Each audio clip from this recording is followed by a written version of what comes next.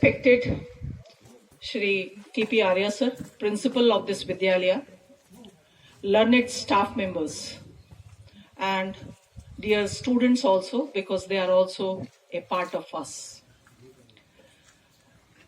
All of us are aware that on every 12th of January, we celebrate National Youth Day to commemorate the philosophy and teachings which Swami Vivekananda stood for. If I start with the basic education, birth, and the various schemes and various things which he propagated through his work, through his deeds, through his speeches, they stand apart in history. So first of all, if a brief, let me tell you the brief history about this important personality, which is a role model for all of us. Swami Vivekananda was born as Narendra Dutt in a Brahmin family, and his father's name was Shri Vishwadatt Saha and mother was Bhuvneshwari Devi. Father was a lawyer by profession, and his mother was a homely lady, and she was a very pious lady. And Swami Vivekananda, he was brought up in a very progressive and modern outlook family. Since beginning, he has the quality of leadership, and he was fearless, and he stood apart among his siblings as well as his fellow students. There is one incident which shows that how much dedicated and how much fearless he was, that once in his childhood, a landlord who was residing near his house, he proclaimed to all the children of that particular age group, like 8 to 12 years might be the age group of those children, and he told all the children that there is a demon in this tree which is living, and he will swallow you if you try to scale the tree. Vivekananda, as he had this spirit of fearlessness and spirit of inquiry since childhood, he overlooked the thought which was given to him by the landlord, and he scaled the tree and proclaimed to the other children that, see, I am here and nobody is going to swallow me. There is no as such demon. I will stay here. And rest of the children, out of fear, they moved out of that place after some time. And Vivekananda was fearless, and he sat on that tree. And after some time, when nothing happened, he came down and he told the other children or other friends of him and said, there is no demon. And this is just a spoof which is being told by this landlord. So this is one instance which shows his fearlessness. And there is as far as his childhood is concerned, he had this habit of sacrifice, and he was once said that during his birthday he was given new clothes, and by the time there was a beggar who was asking for alms, and he gave his new clothes to that beggar. And when his parents came to know about it, they were rather surprised that new clothes children don't usually they have attachment and they don't give it, but he had that spirit of renunciation since childhood. So these are the instances which shows the personality of Swami Vivekananda. Now, and one more thing, that is his mother being a religious lady, she used to tell the stories of Ramayana and Mahabharata during the night and when Vivekananda was a small child. So this religious stories of Ramayana, which was told to Vivekananda during the childhood days, made an impact in the mind of Swami Vivekananda. He revered Lord Hanuman and Shiva. So, these religious feelings and religious atmosphere in the house that set the, the direction of the future Narendra Dutt, that is Swami Vivekananda. And since childhood, he doesn't discriminate between caste, class, etc. For him, every person was a divine personality. That when his father being lawyer, clients came to his house, so different caste people, they were there, and as at that olden times, hookah was served to the clients by his father, and for different caste clients, there is a provision made by his father that the rod of that hookah should be different for different caste. And the same was also ingrained in the mind of Narendra Dutt, that castes are different, so this should be the pattern. But again, that spirit of inquiry and experimentation led Swami Vivekananda to experiment the different rods which were given for different caste people. And he experimented and then proved that there is no such discrimination of caste and every individual is same.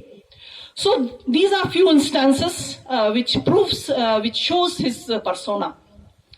He was good in sports, as Vibha Tiwari madam, she also spoke about it. She was good at sports as well as studies also. He did his matriculation in history and science together, and he was also had very good knowledge of Western philosophy also. Now, since childhood, being a he has that thought in it that I should seek God. So he was always in search of God. And in this search, he met various scholars, various priests, but nobody was able to satisfy his quest. So, in search of this God, finally he went to his guru, that was Ramakrishna Paramahansa at Dakshineshwar temple. As far as Ramakrishna Paramahansa is concerned, he was an illiterate person, but he was a devout priest, and he was devoted to goddess Kali. And through meditation and devotion, it is said that he had the supernatural powers in him, and he also meditated. So in search of Guru, he once met Swami, this Ramakrishna Paramahansa, and that course of his life gave a turn. That is, it was the turning point in the life of Swami Vivekananda when he met Swami Ramakrishna Paramahansa. That Midas touch of Swami Ramakrishna Paramahansa had on this Narendra Dutt, and he was his choicest disciple, I should say. And when Ramakrishna Paramahansa died, he gave his baton to his befitting, the disciple, that is Swami Vivekananda. And after that, he donned the mantle of this Swami Ramakrishna Paramahansa. And as an ascetic, he traveled various places across India. As according to him, through travel, we can experiment, we can learn, we can gain knowledge. And in the quest of this true God, he traveled to various places, starting from Banaras, Ayodhya, then Agra, Mathura, and then Jaipur and Alwar, like that, till he reached the South Comorin, that is the southernmost tip of India. Now there is one incident which is related, that is while he was traveling towards this Rajasthan, he was in the second class train coach, and Englishmen, they were also there in that coach, and those Englishmen, they were hurling abuses to Swami Ramakrishna Paramahansa, as he has only donned this saffron robe and he had a kamandal and stick with him. So those Englishmen, they were making mockery of him and they were abusing him. Now he listened everything, and when official came, he spoke to that official and asked for a glass of water in English. Then those two Englishmen who were making or who were laughing at him, they were taken aback. They said, they asked from Swami Vivekananda that you know English, but you did not respond when we were abusing you or when we were laughing at you. He replied, it is not the first time I have met such fools. So this was the witty answer, means the wit and patience, which are the hallmarks of true education. They have been proved different times in his, I should say, the instances or in his discourses now and then. So this is the incident which reflects his patience and his knowledge.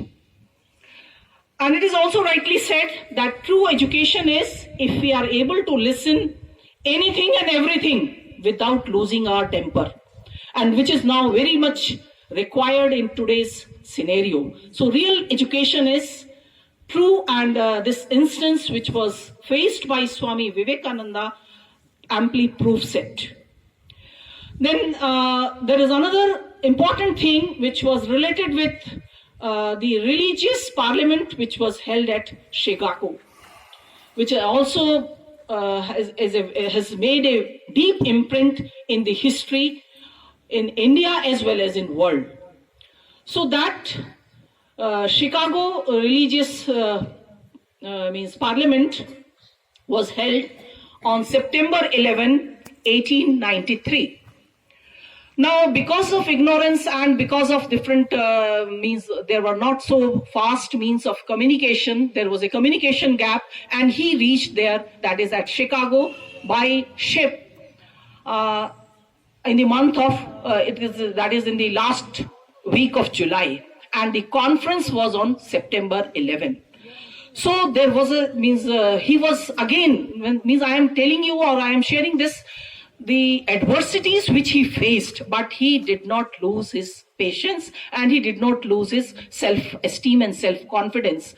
So he was told over there that you have come early and it is July and you have to come on September. So he was means shocked now what to do, because he didn't have the finances also. His tour of Chicago was financed by Maharaja of Mysore. That is because he said, Maharaja of Mysore said that you are a learned person and you have the the religious command of different scriptures of East as well as West. So you should propagate the rich, diverse culture as well as the heritage of India to Western world also. Because Western world has progressed in science, but Indian culture and Indian heritage is rich. So if East and West amalgamate, then definitely the future of mankind can be improved. So this made a impact. This thought of Maharaja of Mysore made a impact on the mind of Narendra, that is Swami Vivekananda now, and he agreed. And then he went to Chicago. That's what I shared. Now he faced how to meet the finances, and there were also not fast means of communication at that point of time. So he was in a dilemma what to do. So he was he was given space for living by the various, I should say, the persons who were impressed by him, the Indians also, and in that way he is past that duration of 1.5 month over there. And then finally the day came, that is on September 11, 1893, when this parliament of various religions that was held. Now again he was very jittery that he was the youngest participant out of the 100 delegates. So he was given an order. He requested that he should be given a lower order in that is, he should be given last chance for speaking to the president. But president said, no, you have to come early and deliver your lecture. So again, that was a testing time for Swami Vivekananda, and his mouth went dry when his name was announced to come and address the Parliament of Religions.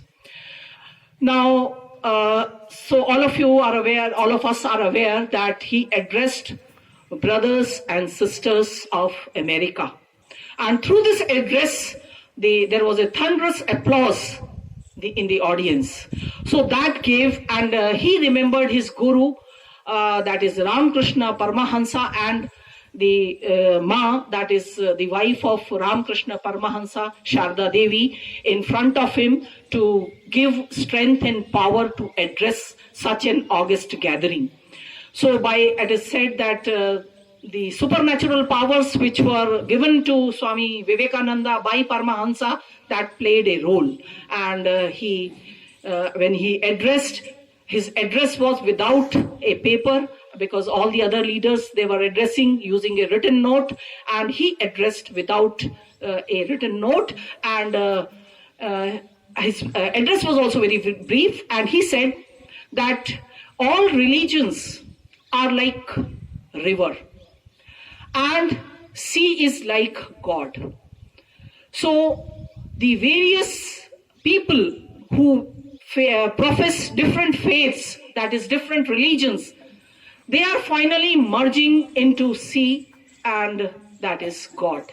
So this correlation between the different religions and God, which was addressed by him, that again made a thunderous applause in the audience. So thus, in his short speech, made a powerful impact in the minds of different religions or different people who had gathered over there. So that is a famous speech of Swami Vivekananda. And there is one more incident which is related, which shows his patience also. Like in the evening time, when the priest or all the different delegates, they were having the evening tea on a round table, and different people of different religions, they were carrying their holy book with them. And Swami Vivekananda was having Gita with him, and the Bible also was there with the Christian delegates, and Buddhism and every other religious leader, they were carrying their own sacred book. And Swami Vivekananda just put his Bhagavad Gita on the table, and there was one person who was observing all the books, and he just make a stack of all books. And intentionally, he put the Bhagavad Gita at the base, and Christianity book, Bible, that is, at the top, so as to annoy Swami Vivekananda, or so as to get a response from Swami Vivekananda. But again, he showed his patience and wit. He said, dear brother, you have made the foundation strong. That's good. So these are the things which proves his patience, his wit, and his determination without losing without losing self-control. So these are the instances which I would like to share with you. And one more thing in the end, I would say that he also professed Vedanta philosophy to the Western world. That is, Vedanta is nothing but where the Ved ends. Ved ka ant jahan se hota hai, that is Vedanta. And in the 4 Veds which we have, that is Ring Ved, Sam Ved, Yajur Ved, and Athar Ved, which are basically the hymns which are given to various gods, like sun and everything. So in Rig Veda it is said that Ekam Brahm Viprami Vadami, means God is one, sages say it differently.